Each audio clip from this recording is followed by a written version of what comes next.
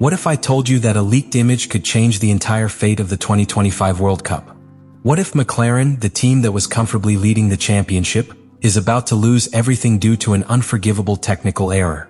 Today we are going to unravel the controversial disqualification of Norris and Piastri after the Las Vegas Grand Prix, the hidden images that raised the alarm, and why this story could be the scandal of the year in Formula One. The Las Vegas Grand Prix promised to be one of the most emblematic events on the 2025 calendar, not only because of its spectacular setting amidst lights and casinos, but also because McLaren arrived as a solid leader in the championship. However, what was meant to be a consolidation race quickly turned into a technical minefield that could demolish their entire season. It all began with a silent document without bombastic headlines, but with a devastating weight. The FIA technical delegate, Joe Bauer, confirmed in his post-race report that after a detailed inspection in the McLaren garages, both cars, the number 4 of Lando Norris and the number 81 of Oscar Piastri, showed abnormal wear on the lower plate, specifically in the rear, known as the rearmost skid. This piece, a simple sheet of composite material, has a critical function, ensuring that the car does not run too close to the ground, something that would represent an unfair aerodynamic advantage. According to the technical regulations, the plate must originally measure 10 mm thick, with a tolerance margin of just plus or minus 0.2 mm. During one race, a maximum wear of only 1 mm is allowed. That is, if at the end of the Grand Prix that plate measures less than 9 mm, the violation is automatic. In the case of the McLarens, both records were below that critical limit. And this is where the seriousness of the matter begins to unfold. This is not a simple administrative violation. We are not talking about a poorly adjusted nut or a part that is not approved. We are facing a violation that directly alters the behavior of the car on the track. The lower an F1 goes, the more downforce it generates from the flat bottom. That extra load means better grip, faster cornering speed, and consequently, competitive advantage. The problem is that this advantage is regulated. There are limits and McLaren, according to the evidence, broke them. But this was not discovered routinely. What really sets off alarm bells is that the stewards did not randomly inspect Norris and Piastri. The inspection was triggered by internal signals. Several teams, according to internal paddock sources, would have notified the FIA about the unusual behavior of the McLarens during the race. This prompted a targeted inspection. And the surprise was immediate. McLaren's garage became a hive. FIA technicians, including Nicholas Tombatsis, began an in-person inspection of the flat bottom. It was not a protocol visit. It was a profound intervention. The cameras captured how the track engineers suspended media activities and requested radio silence. The tension was evident.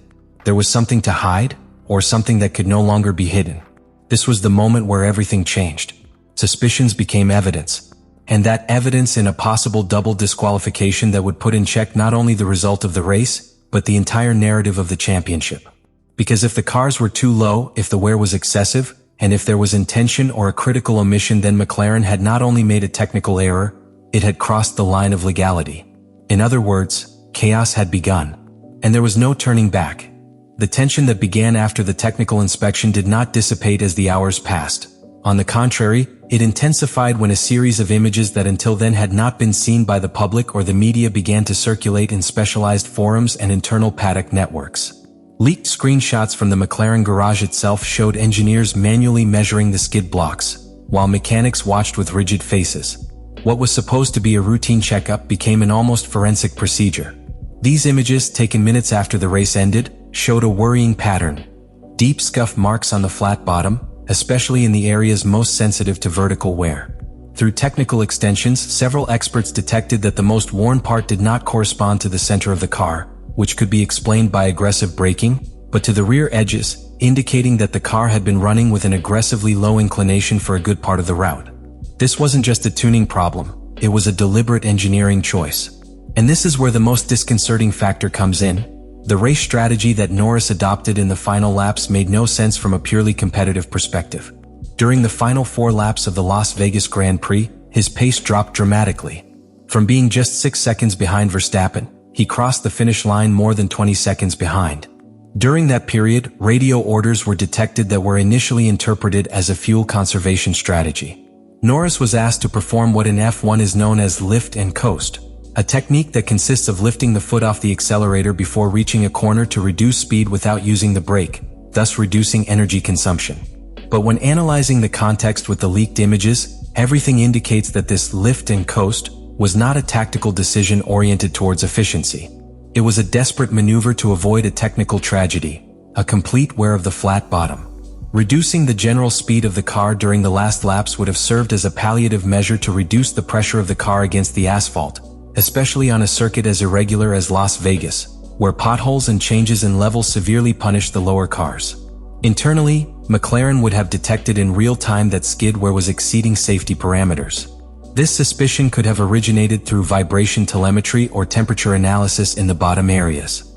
If excessive and abnormal friction is detected, an internal containment protocol is activated. In this case, slowing down the car was not an option, it was a necessity.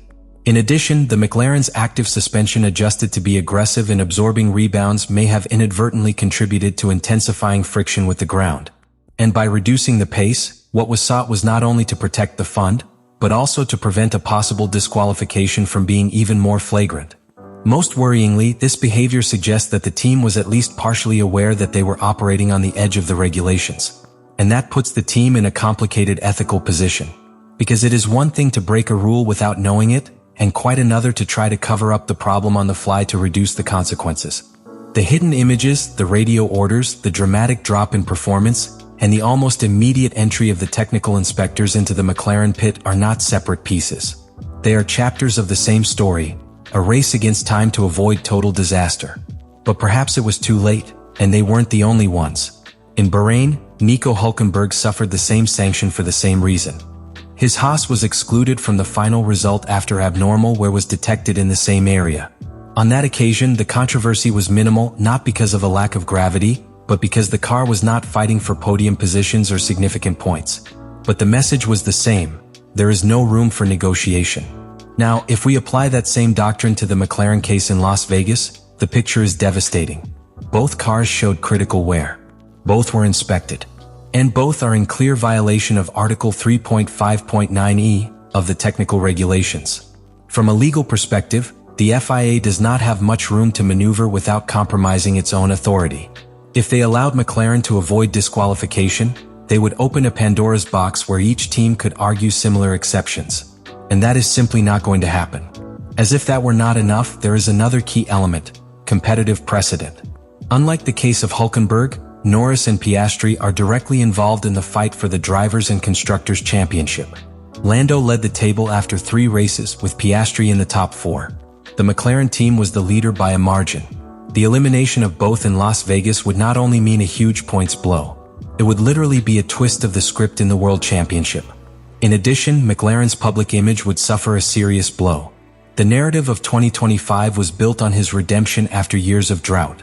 They had returned to the top with a formidable machine, the MCL-39, and 2 young drivers considered the future of the category. But a technical scandal like this, right at the brightest moment, can irreversibly damage that reputation. Because it's not just about points, it's about credibility. Ultimately, McLaren is not playing for a result. Their narrative is being played out. Until the Las Vegas Grand Prix, McLaren led the Formula One championship with an authority that seemed unquestionable. Lando Norris, with 62 points in just 3 races, was the leader of the Drivers' World Championship, having achieved victory in Australia and consistent podiums in China and Japan. Oscar Piastri, his teammate, accumulated 49 points and consolidated himself as 4th overall. Between them, they had elevated McLaren to the top of the Constructors' Championship with 111 points, taking a lead of more than 30 units over Mercedes, its closest rival. The technical disqualification of Norris and Piastri is not just another penalty on the table. It is a strategic bomb, a deep wound that can compromise years of McLaren's reconstruction. It is the reminder that in this sport it is not enough to be fast. You have to be legal, precise, and above all, impeccable under pressure. Because the FIA does not forgive, does not interpret intentions. Only the regulations apply. And when that happens, the consequence doesn't just affect points. It affects the narrative, the reputation, and the momentum of an entire team. Do you think the FIA is being too strict and should apply the regulations with a little more flexibility? Or, on the contrary, do you think that these rules should be applied with the same rigidity for everyone, regardless of whether it is a championship leader or a mid-grid team? Let me know in the comments what you think about all this.